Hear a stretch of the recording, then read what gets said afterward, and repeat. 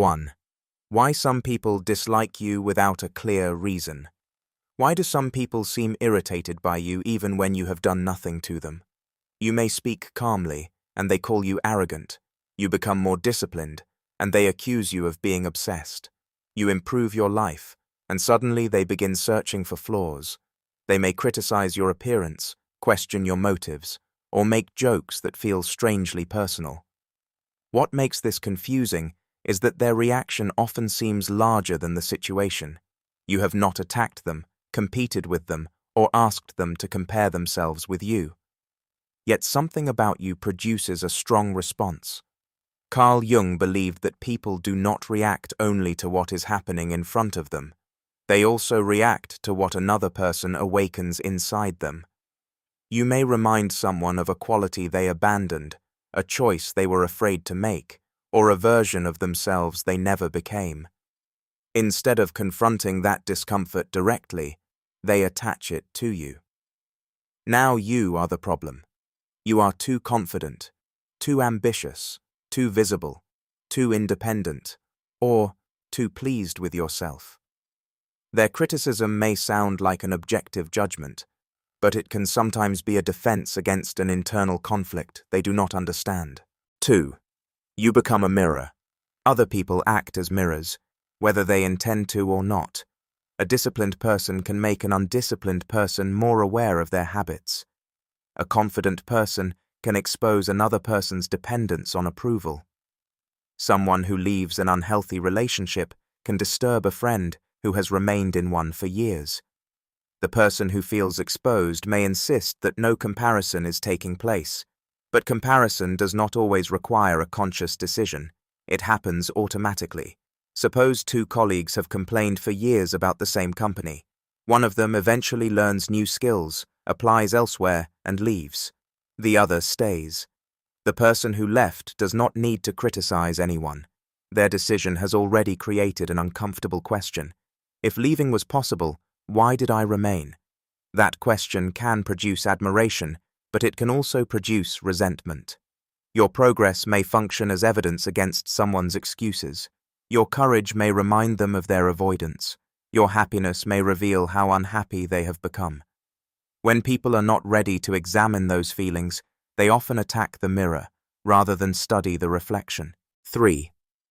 Jung's idea of the shadow. Jung used the term shadow to describe the parts of the personality that a person rejects, hides, or refuses to identify with. The shadow can contain aggression, envy, selfishness, fear, ambition, sexuality, insecurity, and the desire for power. But it does not contain only qualities that society considers negative. It can also contain confidence, creativity, independence, assertiveness, and talent.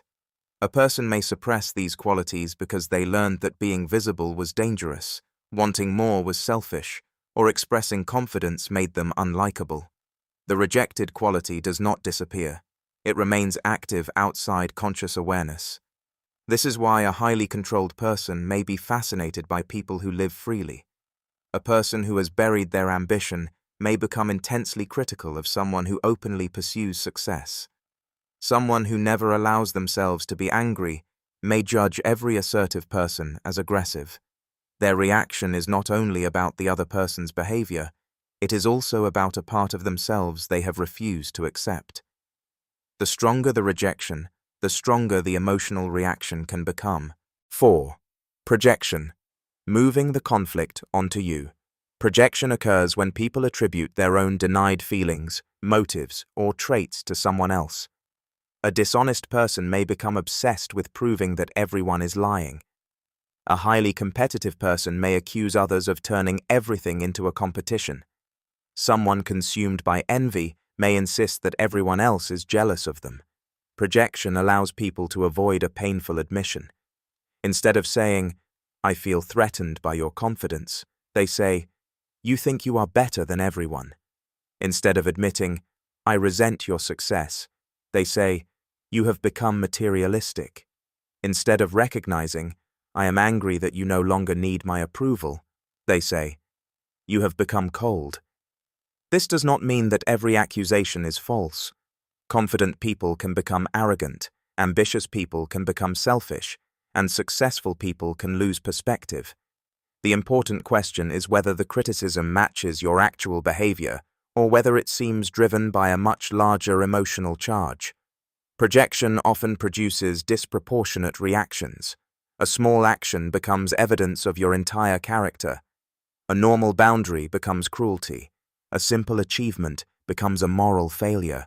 The person is not only responding to what you did, they are responding to everything your behavior represents inside them. 5. Why strength can provoke aggression. People often say that they admire confidence, independence, and success. In theory, most do. In reality, strength can be uncomfortable when it changes the balance of a relationship. If someone was used to advising you, your confidence may make them feel unnecessary. If they relied on your insecurity, your independence may feel like rejection. If they felt superior while you were struggling, your progress removes that advantage. They may not consciously think, "I need this person to remain weak." Instead, they experience your growth as an unpleasant change in your personality. You are no longer easygoing. You are difficult. You are no longer humble. You are arrogant. You are no longer loyal. You have forgotten where you came from. These labels can conceal a simpler truth. The relationship felt more comfortable when you occupied a lower position. Jung's view of the psyche suggests that the qualities people attack most intensely can be qualities that challenge their conscious identity. If someone sees themselves as naturally strong, meeting a calmer and more self-assured person may threaten that image. If they see themselves as intelligent, your competence may provoke unusual hostility. Your strength does not create their insecurity, but it can reveal it. 6. People often attack what they secretly want. Envy is not always a simple desire to possess what someone else has. Often, people envy a way of being. They may envy your freedom to say no. They may envy your willingness to take risks. They may envy the fact that you are comfortable being seen.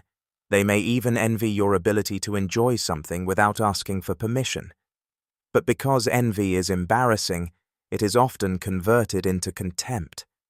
The person who wants recognition calls you attention-seeking. The person who wants financial freedom says you care too much about money. The person who wishes they could leave an unhappy relationship says you give up on people too easily. By reducing the value of what you possess, they reduce the pain of not possessing it themselves. This is psychologically convenient. If your courage is actually recklessness, they do not have to ask why they are afraid. If your confidence is actually narcissism, they do not have to examine their dependence on approval. Contempt protects them from desire. They can reject the quality publicly while remaining secretly fascinated by it. 7. How envy disguises itself as criticism. Open envy is socially unacceptable, so it usually appears in a more respectable form. It can sound like concern. "I just do not want you to change. I am worried that you are becoming too focused on success. I hope you remember who your real friends are." Sometimes this concern is genuine, but sometimes it appears only after you begin making progress. Envy can also appear as humor. The person repeatedly jokes about your goals, appearance, intelligence, relationship, or work. Each remark is small enough to dismiss, but the pattern is clear.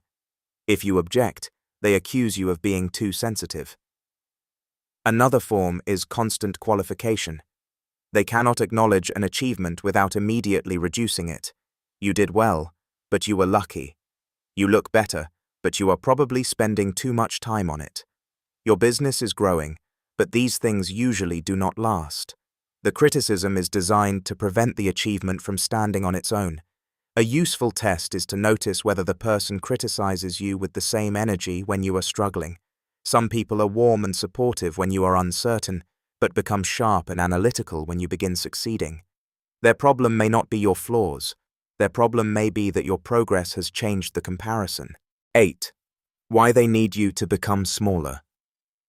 Some people do not need you to fail completely. They only need you to return to a level that feels safe. They may pressure you to hide your achievements, lower your standards, or stop talking about what is going well. You begin editing yourself around them. You avoid sharing good news. You make self-deprecating jokes before they can criticize you. You pretend that your progress is less important than it really is. This can preserve the relationship, but only by preserving their comfort. Over time, you may become resentful because the relationship requires you to perform a smaller version of yourself. The problem is not that every conversation must be about your success. Constant self-promotion can be exhausting, but there is a difference between humility and concealment. Humility means that you do not use your achievements to place yourself above others. Concealment means that you are afraid to acknowledge your growth because someone else may punish you for it.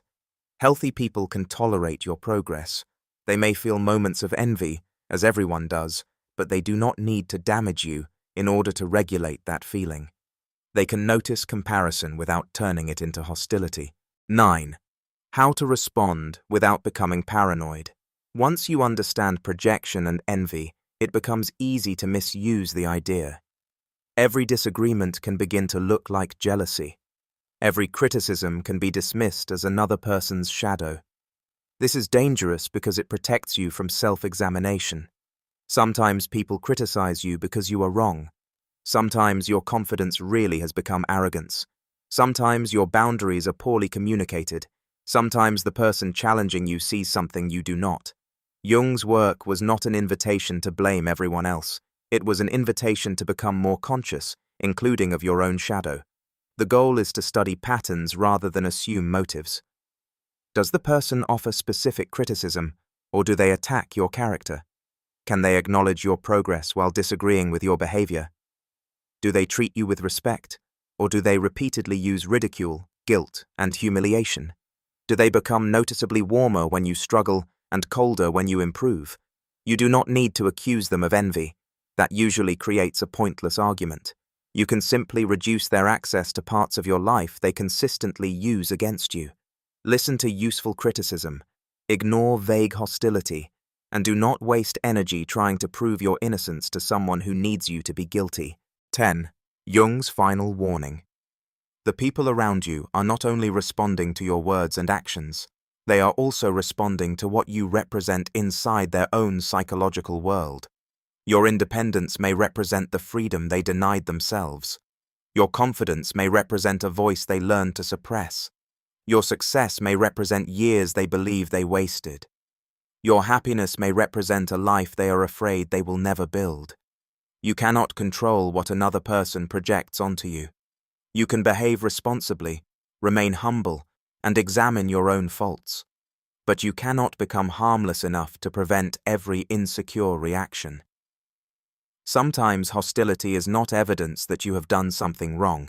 It is evidence that your presence has disturbed something another person has been avoiding. Jung's warning is not that everyone secretly envies you. It is that people often misunderstand the source of their strongest emotions. They believe they are judging you when they may be confronting themselves. They believe they hate your confidence when they may hate their own fear. They believe they are exposing your flaws when they may be revealing their shadow. Your responsibility is not to become smaller so that other people can remain unconscious. Your responsibility is to understand your own motives, correct your real mistakes, and continue living without accepting every projection as the truth about who you are. Sometimes the qualities people attack most strongly in you are the qualities they have never allowed themselves to develop.